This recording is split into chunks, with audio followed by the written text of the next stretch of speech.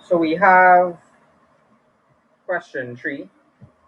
The diagram below shows the triangle PQR in which the angle in which the angle QPR is 62 degrees. So that is the angle at P, as we can see here, is 62. The angle PQR, which means this is the angle at Q, is 90 degrees. And as we can see that here. And the length of PR is 11 centimeters. If we were to label this will be called the hypotenuse, right? Calculate the size of the angle PRQ. So that is the angle at R. PRQ will be here. Let's call this X degrees. We know is the angle, so we have to solve for that angle. So this will be called the opposite side, and this will be called the adjacent side. So we have opposite and hypotenuse, right? But we do not know the opposite side. Um, Actually, you have two angles in each triangle, and you just have to solve for the third one. So you could say that the sum of the angles in a triangle is 180 degrees. So 62 degrees plus 90 degrees, which is the angle at Q, would be equal to plus the angle at R. I will say the angle plus PRQ is equal to 180 degrees, right? Now 62 and 90, 152. So 152 degrees plus PRQ is equal to 180 degrees. When I carry across this here now, you're going to get PRQ to be equal to 180 degrees. Subtract the 152 when you bring it across. So what you're going to get here is 180 minus 152 is 28 degrees. So you're going to put 28 degrees here. And that is our answer for the angle at R. So I could replace it with 28. So that is something we fill in the diagram there. They want to know is the length of the side RQ. Where's RQ? That is this length here. This is RQ. Well, we could use trigonometry here. We want to find the opposite side. So I could call here Y, because we know what is that. And we have the hypotenuse, which is 11. So opposite and hypotenuse does relate to the sine formula. Remember, so, ka, tua. What does so, ka, tua mean?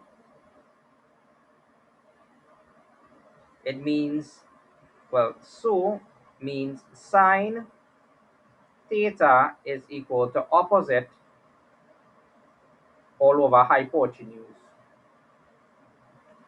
Ka means cosine of theta is equal to the adjacent side all over the hypotenuse side.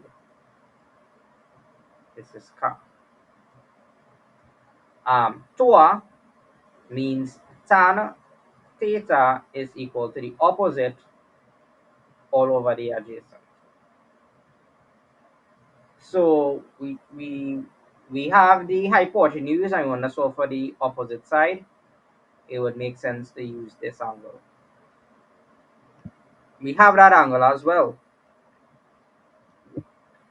because 62 was our reference angle, and then we label the other sides. So theta would be 62 degrees here.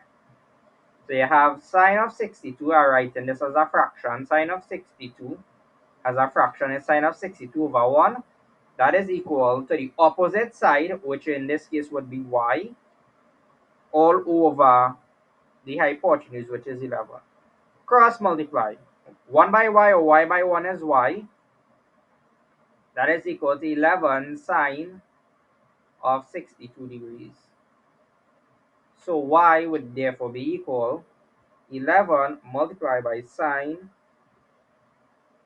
of 62 degrees, which is 9.71. Now, if you go back up here, this was measured in cm, and y is equal to the opposite side, which is r cubed. So y is equal to r cubed. So in other words, I found r cubed to be 9.71 centimeters. Understand this, right? Right. Now part B, the study diagram below shows three triangles x, y, and z on a square grid. Right, so we have x, y, and z. Triangle x is mapped onto triangle y by a reflection. State the equation of the mirror line. That is x and y, right? Um, so in this case, x is the object and y is the image. So you're going, let's see from this end here is 1, 2, 3, 4. This end is 1, 2, 3, 4. That is, let's call here A, let's call here B, let's call here C. This is also 1, 2, 3, well, 4, 5, 6, 7, 8. 8 divided by 2 is 4, so that means that here is a half from 1 to 4. Right? 4 divided by 2 is 2, so 1 to 2 is in the middle. So I mean the middle line is the mirror line, that is this line here. And that happens to be the x-axis. But what is the equation for the x-axis? Well, we just call the x-axis.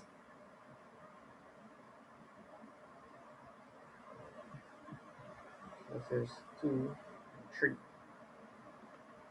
We just call the x-axis y0.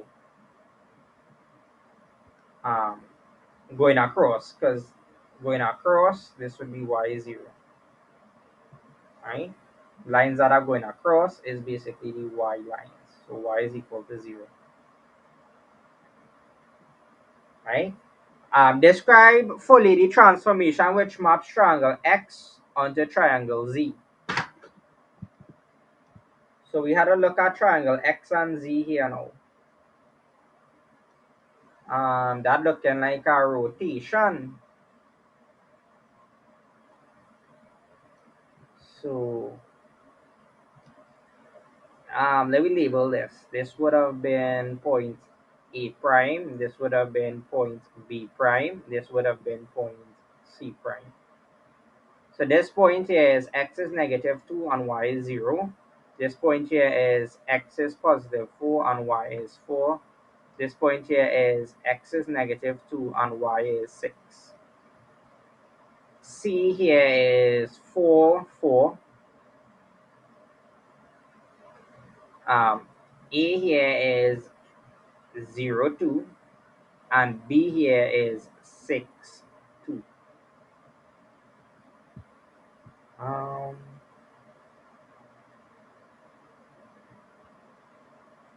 this would have been negative 4, positive 4. This is negative 2, 0. So if you notice something, we basically flip or interchange the y and the x values and multiply the new x value by negative 1. If you flip point A, you'll get 2, 0, but you multiply the x value by negative 1, you get negative 2, 0. That is what we have here. If you interchange c, which is 4, 4, and multiply the x value by -1, you get -4, 4. If you switch the 6 and the 2, you'll get 2, 6, but multiply the x value by -1, you get -2, +6, which is what we have there. So based on that, there now, yeah, I want to go on the matrix. So we have rotations here now.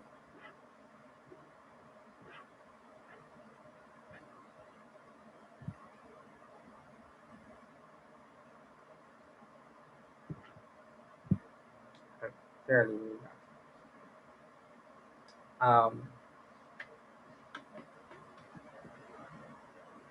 Based on this here, that would have been one. You map triangle X to triangle Z. So this transformation is a rotation about the origin. Here would be the origin.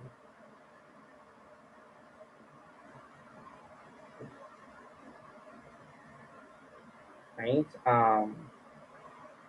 If we connect A prime to A via a straight line and you draw a perpendicular line cutting it in half, that will give you the center of rotation, which in this case is 0, 0. That's how I get the center of rotation. Another way you could find the center of rotation is connect C prime to C, this horizontal line here. So that is 4 on the right hand side, 4 on the left hand side, and you draw a vertical line coming down, cutting that line in half. Bisector is a bisector. Cut it in half, and it's 90-degree perpendicular to that horizontal line. Again, it comes down to 0, 0. Right? So the center is that. So I got the center of rotation to be 0, 0. And we know it's a rotation based on how the x values, well, the x and the y coordinate flip, and then the x became negative. So the transformation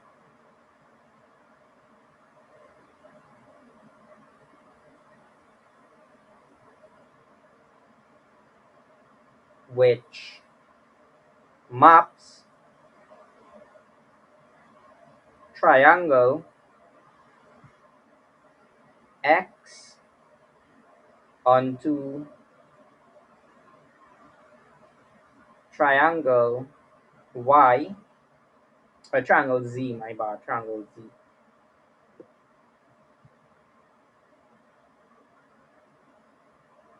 is a rotation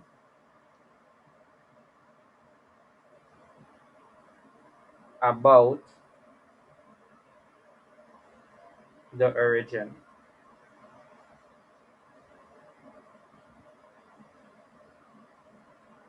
Clockwise, 270 degrees. So it's not 90 degrees, 270 degrees. If I had said 90 degrees, my bad, it's 270 degrees. Right?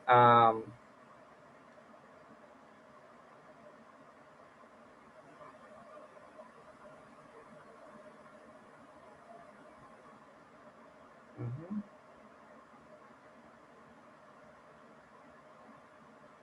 So you go around like this. And that is the 270 degrees. Right? Um, so that is that. Then let's say on the diagram on page 10, translate triangle y using this vector here. So we have a translation, -7, 1. So we're moving each point A, B, and C 7 units to the left and 1 unit up. That is for triangle y, and we're calling this one V.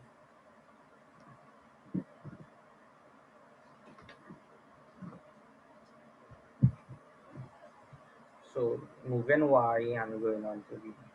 So the translation vector was -7, 1.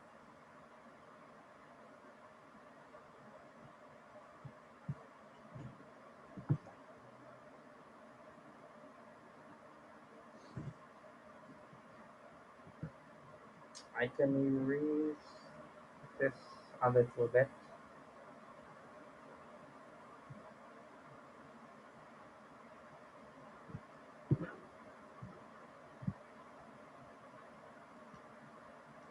So I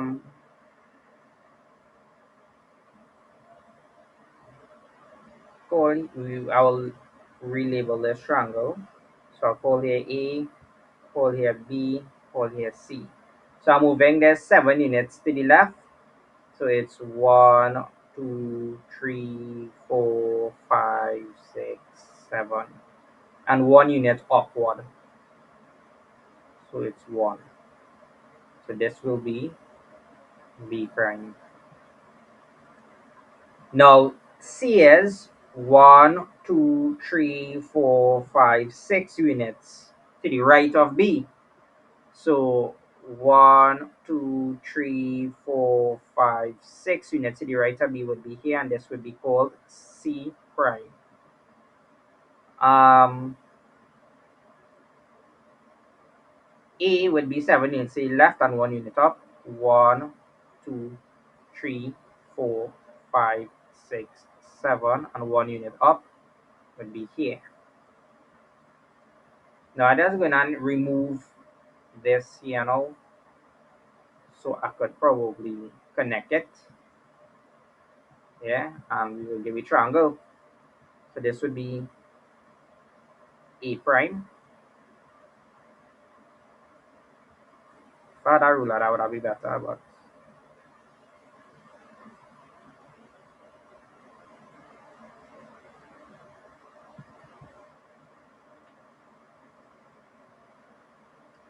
so we could call this V. Understand how I got V, right? Right.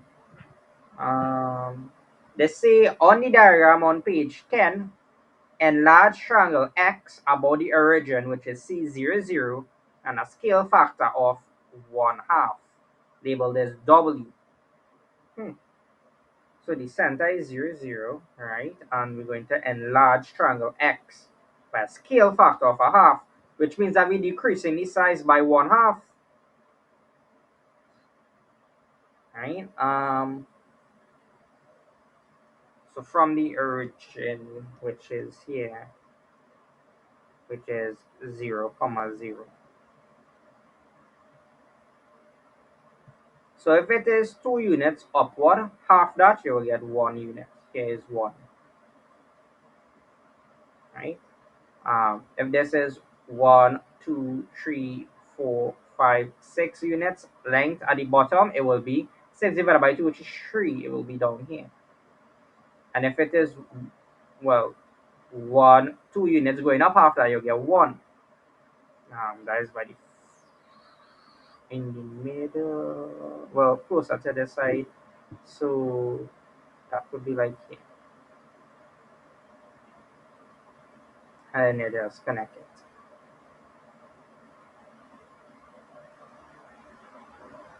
Right? And if you want to verify, just use a ruler and draw a straight line here. It pass through these 2 points, point 1, point 2, and use a ruler and draw a straight line here. It should pass through the origin as well. Where those two lines intersect, that will be the center of enlargement, which is 0, 0. Understand this, right? Label as W. Right. So that is that there, and that's 9 marks. Alright, so let's do this one here now. The diagram below shows 4 shapes P, Q, R, and S on a square grid. Right? P, Q, R, S. Right? Um, it's like a shoes looking diagram. Right? So they say describe fully the single transformation that maps P onto Q. Looking at P and Q there. So this is P and this is Q. That looking like a rotation to me. So it's a single transformation that maps But the single transformation that maps shape P onto shape Q is a clockwise rotation of 180 degrees about the center of rotation 7 7. So 7 7 will be here. So you're rotating it about that point. Right? That is 180 degrees. Because if it were 90 degrees, it would be kind of facing,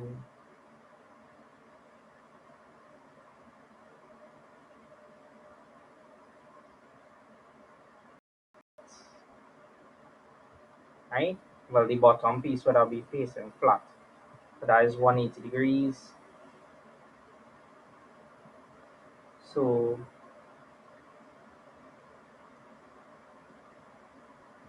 I'll put it as sentence since this is 3 marks.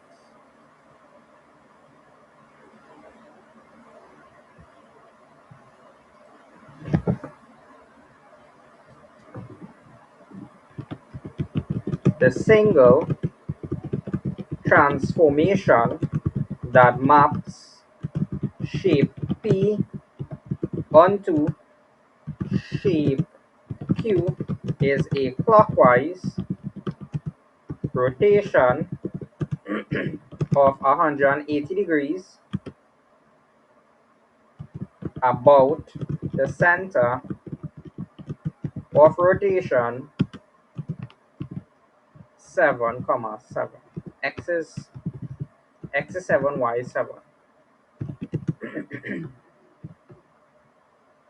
And that's 3 marks. So because this is 3 marks, you want to state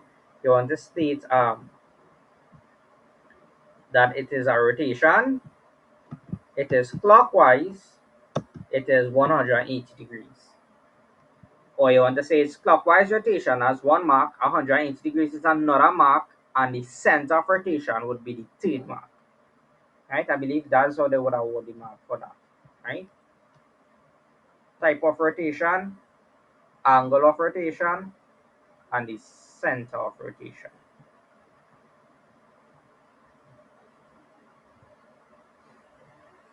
Right? Next part, that maps shape P onto R. So we're looking at R there now. That looking like a reflection. Mm-hmm. Let's call here A, and therefore here go to be A.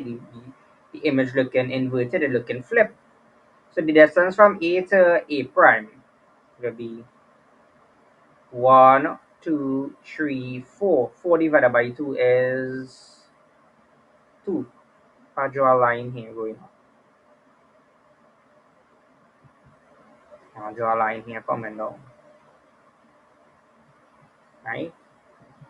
That looks to be x is equal to 1. This is the equation of the line. So A and A prime is the same distance from this line. Let's call here B prime, and let's call this side here B. B and B prime are the same distance from the line x is 0. Let's call here C, and let's call here C prime. C prime and C same distance from the line x is equal to 0. Let's call here D, let's call here D prime. Same distance as well. So we can conclude that it is a reflection in the line x is equal to 1. You can verify the other edges of the shape as well. It will still be the same distance from the line x is equal to 1. It is the single transformation that maps shape P onto shape R is a reflection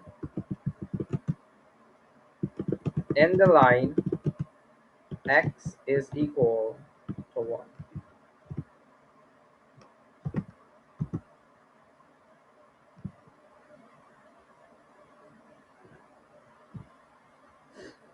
Right? Um,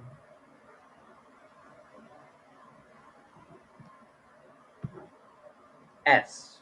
So shape P and S now. P and S. That looking like an enlargement. Right? Because the shape looking larger. P and S. Right? So the single transformation that maps shape P onto shape S is an enlargement. Um, so the distance, let's call here A, B, C, D, E.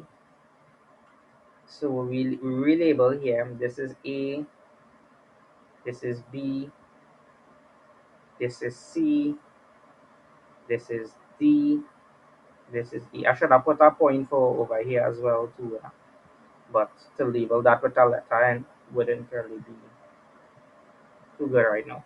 So the distance from A to E here is 1, 2, 3, 4 units.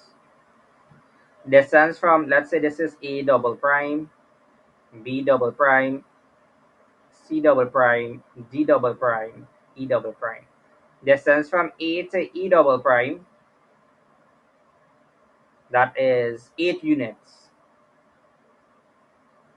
You can count it as well, you'll get 8 units. 1, 2, 3, 4, 5, 6, 7, 8. D to E, this is 1, 2, 3, 4 units, and D to E is 1, 2. So you can say the scale factor is the image length all over the object length. We take the side A double prime E double prime all over A E. That will be 8 divided by 4, which is basically 2. That's how I get the scale factor to be 2. Now you can take the side D to E, which is 4, and you divide it by there's a D to E here, which is 2. You'll still get a scale factor of 4. Each side had been increased by 2, right? Well, double its length, in other words, twice its length. So that's why we say the scale factor is 2. It was not increased by 2; it was increased by double its amount. So it was increased by times 2. So we can now say that S P to S, the single transformation that maps shape P onto shape S is an enlargement of scale factor 2, where the center of enlargement is 7, 1.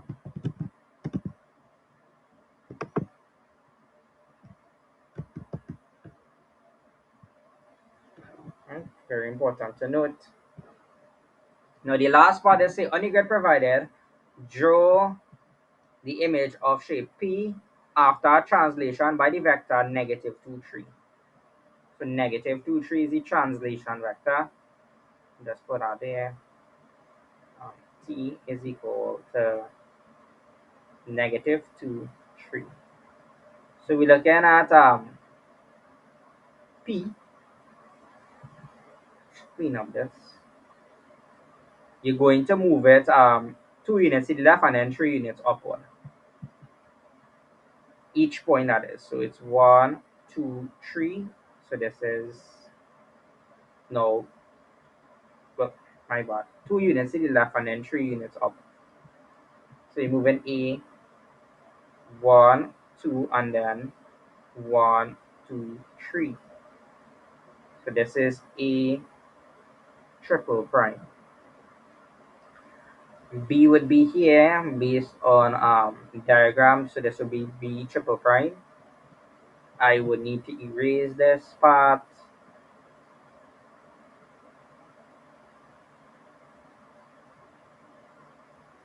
I could put K for scale factor. That's the symbol to represent scale factor. Um, B to this unknown region here. Unknown point is 2 units. So 2 here. and then I'll go up one, then this will give me C triple prime, and I'll go one in to the right, this will be D double prime, and then I'll form down. Then I'll join B double prime to A double prime, and then I'll join it there. Call this E triple prime. I mean it's triple prime. B triple prime to E triple prime. And I'll get this, and this it will label this T. Understand the solution here?